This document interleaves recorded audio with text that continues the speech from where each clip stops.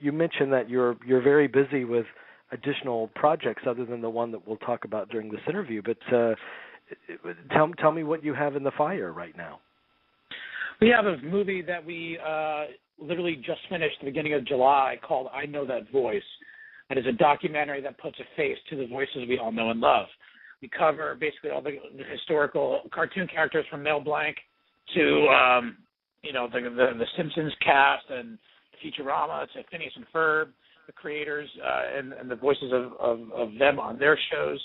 And we kind of go back and touch upon the history of voiceover, if you will, and all these great voice directors and actors. And we interviewed everyone. It took us a year and a half to basically make the film. And that has now segued into this huge sold-out room at Comic-Con last week that we had over 3,000 fans at. We have already over 3,000 DVD orders of the movie that isn't even out yet. Our fans just want this project so bad. Our trailers on YouTube have been watched over 1 million times. So there's just this huge, fandom, if you will, if you want to use that as a word, towards this new movie that we're creating a whole franchise on. So it's really exciting. So we'll definitely... You've worked in all kinds of film, maybe both narrative and documentary, and I'm wondering what for you is the appeal of working in documentary in particular? My last couple of movies have been documentaries. I find them to be a lot easier on the filmmaker for the reasons that you're not dealing with a lot of actors that want their best take and, combined with, their close-ups. You're not, there's a lot more political issues that come along with the narrative film that there's none with a documentary. Most times documentary subjects are in third person. They're talked about in death or not being there. And in this case, we were blessed to have Phil Christopher living, so we could interview him and make him an exclusive, face of this documentary. But I find that documentaries are easier to put together. There's less people with their hands in cooking in the kitchen, if you will. There's only one chief. And it's a lot easier to, move your subject matter forward, that you could, have the vision easily told in a documentary where it's a little bit more difficult. There's a lot more people involved in the creation of a movie. And plus, with the documentary, I would think it's different from narrative in that with a narrative film, obviously, you're going by a script, and your script is your blueprint. But with a documentary, you're almost like an investigative journalist. I mean, you go wherever the story takes you. That is correct. And it's beautiful to have a foundation of questions that I always go into every documentary making sure that you have the blueprint of questions that you need to have answered for you to cover your story and tell your vision that you want to have for the film. But obviously, if someone gives you an answer that you're not prepared for, you got to go with that and see how far that could go, or what stories come out of that interesting answer. So that's the fun part of making documentaries. That the unexplained or the unknown is always a fun avenue as a filmmaker to tackle on. Mm-hmm. So tell me, with Superthief, when were you first made aware of this story, the life of Phil Christopher and the massive heist that he managed to pull off? I was aware of this story when I was making Kill the Irishman in Detroit in 2009. I knew that the author of that movie that I adapted into a feature film, To Kill the Irishman, from the book To Kill the Irishman, he was writing another crime subject from the Cleveland area about the biggest bank burglary in U.S. history. Well, that right there got my attention, that I wanted to know more about it. So I read the book, and the book had some good facts that I knew that could be expanded upon. And with Phil being alive and just getting out of jail, I got the exclusive interview from him. That right there said to me that this is enough where, I need to jump on this material, because that's a great story that has to be told. I mean, that's American history right there. So let's try to go find out what makes him tick, what motivates him, why did he do this, and how did he pull it off, all that good stuff. Well, when you approach Phil Christopher, why do you think he wanted to participate? What did he want to get out of it? Well, I think that he wanted to get his story told, because there's a lot of different stories that are out there about this heist and everything. And I think that he really wanted to get his story told from that point of view. So that was very meaningful to, and he saw what I did with Kill the Irishman and how that was portrayed, and he really liked the works of the adaptations that I did. So I think that was a big seller to him, is that, like, he felt like he was in trusted hands because he likes the material that I've already developed about subjects that he knows. Mm-hmm. Well, there's also because you have a variety of people that you speak to for this film, all the police officers and the agents involved, and just everyone within that world. How do you get them? How do you convince them that this is a project that they need to participate in? Was there a lot of selling involved in getting them on board? I think the biggest thing is to have the subjects understand of who you are and what you're trying to accomplish. And that's kind of what I wanted to do with the FBI and everything. It was very difficult to get them to speak and the willingness to speak about the subject. But to me, it's about letting them know that you're in trusted hands as a filmmaker and who you are. So that was a big thing, is getting across to them what I wanted to say, because they didn't want to glorify Phil at all, the government. What he did was a bad thing, and they want to make sure that crime doesn't pay. And that's a big thing that I have at the end of the movie, is that I want to get that mission across that crime does not pay. And so if they knew that I was going a different angle, trying to glorify him, talking about subjects that have nothing to do with him, like the Richard Nixon milk money, that was all hearsay, and as one FBI agent said, hogwash, then they wouldn't participate. So it's about getting them the understanding and comfort level of what you're trying to say as a filmmaker, and then getting on board with that. Yeah. Tell me, I guess we should tell our listeners what the film is, what story it's speaking to.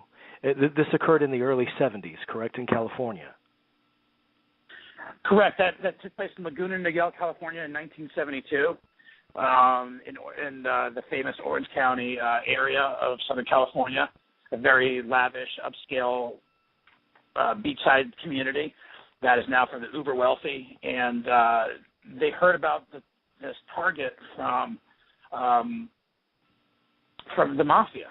They heard about a bank that was yet to switch over their alarm system, and there could potentially be some big rewards in the safety deposit boxes. So they took a risk and did it. They knew that all eyes were on the other bank in San Clemente that did have Richard Nixon's dirty milk money in from the dairy farmers, and they had an understanding from that. Also, the same source that tipped them off about the bank now switching over their alarms tells them that, like, that's going to be a very guarded bank, and that's potentially Nixon's reserve money in there, so obviously they have more eyes on it. Well, I think that taking into accountability that factors, they chose to hit this one, and they didn't know the reward would be so big. It blew them away. Yeah, well, it's a staggering number, man. I mean, $30 million is quite a loot. I mean, they got away with. Yeah, that's over $100 million in today's standards. I mean, that's a lot of money. Gosh, wow. So tell me what Phil's how he views this past life. I mean, he's paid for his crime. Is he remorseful? Yeah, but he's also, his remorse is that, he paid his time for something that, he considered himself, he didn't really like violence. He wasn't into carrying guns and all that other stuff. He did something one time that, was a mistake that he did, but he doesn't want to get pigeonholed as that type of criminal. Being a burglar is a different type of, he didn't want to hurt people and stuff like that. So he was a nonviolent, criminal, basically. But just like the rush of defeating the odds to get the big reward sums and jewels and cash. So I think that him looking back, he understands that he should have gone down a different road, but that was the one that he went down. And, he can't go back and turn it, but, yes, there's some things that, he would have done a lot differently. Is it a difficult balance? Because we're talking about Phil and his relationship with his past, and that's a very kind of human element. Is it a difficult balance to tell the points of the story, how this burglary was achieved, and depict the whole world of the professional crime that you're painting here, but also give a sense of the humanity of these people involved? What do you mean by that? Well, because you don't. Great documentaries, you don't want to just say, and then this happened, and then this happened. You want to get a sense of who you're talking to. You want to get a sense of them as people. Absolutely. Yeah. You definitely want to humanize the characters to the most interest, and that's what I think I try to do. And I think that's why he strikes a chord with some of the blue-collar cities from the American Midwest that people can relate to. So I think that when they see him and they hear some of the stories, they kind of feel bad for him. But at the end of the day, you got to understand that he was a criminal and that he did commit a serious crime that does have ramifications.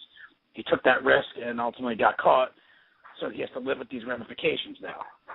Yeah. What was the most surprising discovery for you when you were putting this together? Was that the willingness of other players, such as the ADT people inside there and the cops even, taking Phil to the back doors of jewelry shops and stuff like that was overwhelming to me. I just couldn't believe the amount of support that he had. That to me was like, having high-level law enforcement officers on your side, the odds were always in his favor. Yeah. So how do our listeners view your movie? I'm on a website now. Osiris, is that the pronunciation? That is correct. That is the distribution company that came on board and is handling our domestic and Canadian distribution. And basically, they are selling the DVD. Okay. I'll make sure that they get that website. Have you played? Did you play the film in festivals at all? We did actually. We had a very overwhelming success at the Cleveland Film Festival. We had 7 sold-out shows, and we just placed at the Palm Beach International Film Festival this past April. So the reactions from the audience members were like, "Oh my God, I never even knew this story existed." And which always makes you feel good as the filmmaker to get that support. Yeah, it must be. I mean, I don't know how you react when you finally show your film for the first time in front of an audience. I mean, if I did it, I think it would be pretty nerve-wracking for me. Is it for you, or is it exciting? It's very exciting. It's so great to inspire, enlighten, or entertain another audience member to give them their own opinion on the story. That to me was so gratifying and so fulfilling. And that to me as a filmmaker, that's what I want to get across is to get the support from all these people is just, that's why I do it. It's just like, wow, that was a great story. I never heard about that. It's so fascinating. And that to me is where you went. It's like that's why filmmakers do this is to exactly what I said, entertain, enlighten, or inspire, and that's kind of what I wanted to do.